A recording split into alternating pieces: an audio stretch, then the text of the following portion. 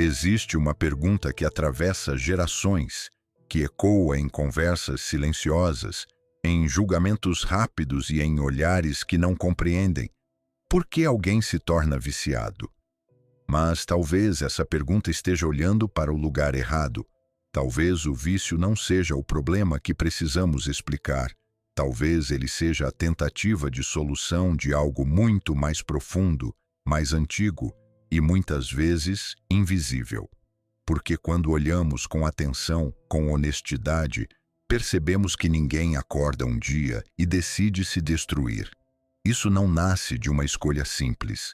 Isso nasce de um processo silencioso que começa muito antes do comportamento que vemos. Antes da substância, antes do hábito, antes da compulsão, houve uma experiência. Houve um momento em que algo dentro daquele ser humano precisou lidar com uma dor que era grande demais e não havia recurso suficiente para enfrentá-la. E quando a dor não pode ser processada, ela não desaparece. Ela se adapta, ela se transforma, ela se esconde, mas continua viva, operando por baixo da superfície, influenciando pensamentos, emoções e escolhas. O vício, então, não surge como um inimigo, ele surge como um aliado imperfeito, limitado, mas eficaz no curto prazo, porque ele oferece algo extremamente poderoso: alívio. Não felicidade verdadeira, não paz duradoura, mas alívio, um intervalo, um silêncio temporário no meio do caos interno. E para alguém que vive em sofrimento constante, esse pequeno alívio pode significar tudo. E é por isso que tantas pessoas continuam, mesmo quando tudo ao redor está desmoronando, mesmo quando perdem relações, oportunidades, saúde, dignidade, porque do lado de fora parece destruição, mas do lado de dentro parece sobrevivência. Se olharmos com mais cuidado, veremos que o vício não é sobre o objeto. Nunca foi sobre a droga, o álcool, o comportamento, o celular, o trabalho ou qualquer outra forma que ele assume.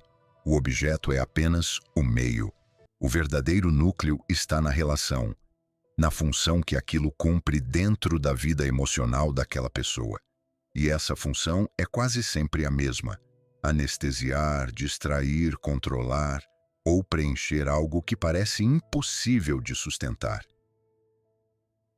E aqui começa uma mudança fundamental de perspectiva, porque ao invés de perguntar por que o vício, começamos a perguntar por que a dor.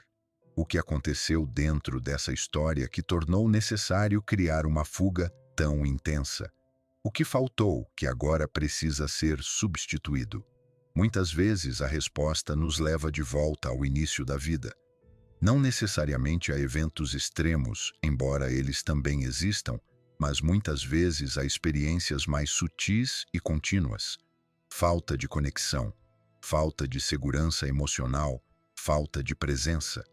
Momentos em que a criança precisou lidar com emoções intensas, sem apoio suficiente para compreendê-las ou regulá-las. E quando uma criança não tem alguém que a ajude a processar o que sente, ela não deixa de sentir.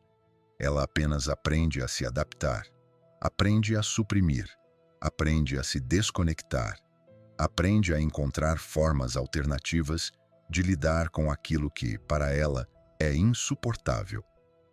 Essas adaptações são inteligentes, são estratégias de sobrevivência. Elas permitem que a pessoa continue funcionando, que continue existindo. Mas elas têm um custo, porque ao mesmo tempo em que protegem, também criam um vazio, um distanciamento de si mesmo, uma sensação de que algo está faltando, mas sem saber exatamente o que.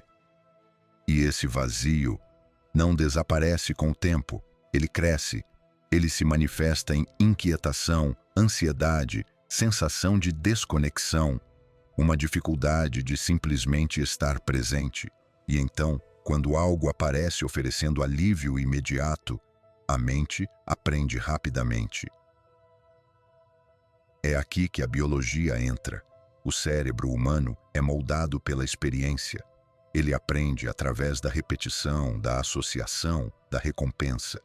Quando algo reduz a dor, mesmo que temporariamente, o cérebro registra isso como importante. Ele libera dopamina, cria caminhos neurais, fortalece o comportamento, e quanto mais a pessoa repete, mais automático aquilo se torna. Não é falta de força de vontade, não é falta de caráter, é aprendizado, é condicionamento, é um sistema que está funcionando exatamente como foi programado para funcionar, baseado nas experiências que teve. E então o ciclo se estabelece. A dor surge, a pessoa recorre ao comportamento, o alívio vem, o cérebro reforça, e pouco a pouco aquilo deixa de ser uma escolha e passa a ser uma necessidade. Mas existe algo ainda mais profundo nesse processo. Algo que muitas vezes mantém o ciclo ativo por anos, ou até décadas. A vergonha de não conseguir parar, a vergonha de sentir o que sente, a vergonha de ser quem se tornou. E essa vergonha alimenta ainda mais o comportamento, porque quanto pior a pessoa se sente consigo mesma, mais ela precisa fugir disso. E assim, o vício deixa de ser apenas uma resposta à dor e passa a ser também uma resposta à própria identidade que se forma em torno dele. A pessoa não apenas sofre, ela passa a acreditar que é o problema, que é fraca, que é defeituosa, que não tem solução. E esse é talvez um dos pontos mais perigosos, porque quando alguém acredita que é o problema, deixa de procurar a raiz. E sem olhar para a raiz, nenhuma mudança real se sustenta. Mas há algo essencial que precisa ser compreendido. Por trás de todo comportamento compulsivo existe uma intenção. Pode não ser consciente, pode não ser saudável, mas existe. A intenção de aliviar, de proteger, de sobreviver. E quando começamos a olhar para o vício dessa forma, algo muda.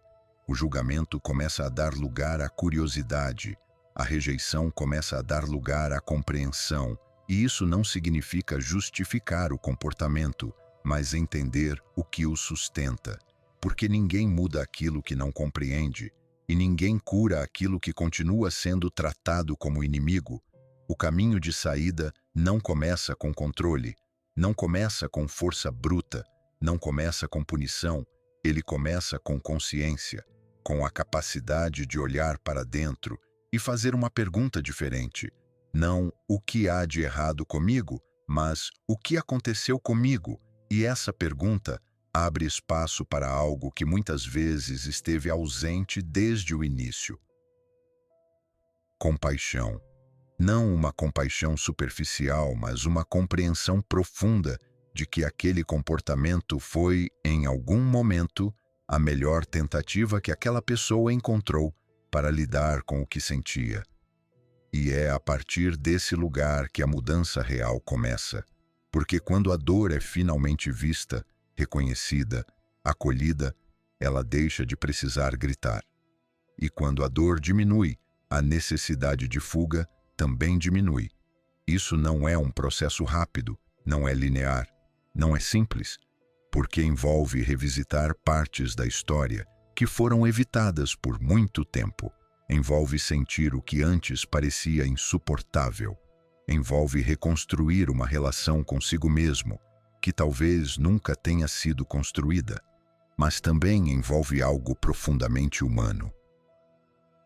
Reconexão. Reconexão com o próprio corpo, com as próprias emoções, com outras pessoas, com um senso de pertencimento que não depende de fuga. Porque, no fundo, o oposto do vício não é a sobriedade, é a conexão. E quando alguém começa a se sentir verdadeiramente conectado consigo e com o mundo, a necessidade de escapar perde força. Não porque foi combatida, mas porque deixou de ser necessária.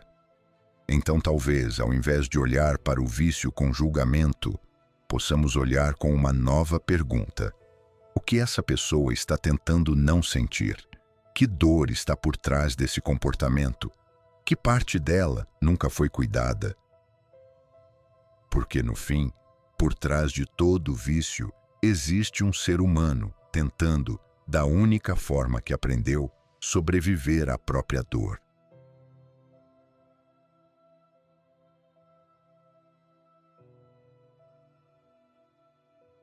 Em No Reino dos Fantasmas Famintos, o livro que inspirou esse vídeo, Gabor Maté nos conduz por histórias reais, cruas e profundamente humanas, mostrando que por trás de cada dependência, seja de drogas, trabalho, comida ou até tecnologia, existe algo muito mais silencioso, uma dor não resolvida. O livro rompe com a ideia de que o vício é fraqueza ou falta de caráter. Em vez disso, revela que ele nasce de uma tentativa desesperada de aliviar um vazio interno, muitas vezes enraizado em traumas emocionais antigos. Com uma mistura envolvente de ciência, relatos íntimos e compaixão, Maté propõe uma mudança radical de pergunta. Não por que o vício, mas por que a dor? E é justamente aí que mora a força desse livro. Ele não apenas explica o vício, ele faz você enxergar a si mesmo e aos outros com um olhar que talvez você nunca tenha tido antes. O link para você adquirir o livro está na descrição do vídeo. Boas compras! O que achou desse conteúdo? Fez sentido para você? Estamos muito felizes por ter assistido o vídeo. Seja um apoiador de nosso canal. Nos apoie deixando seu like, comentando o que achou e compartilhando com seus amigos e familiares. Lembre-se também de se inscrever no canal e ativar o sininho. É algo muito importante para nós. E fique à vontade em deixar sugestões para os próximos vídeos. Nosso e-mail e outras maneiras de apoiar o canal estão na descrição do vídeo. Muito obrigado por estar comigo até aqui.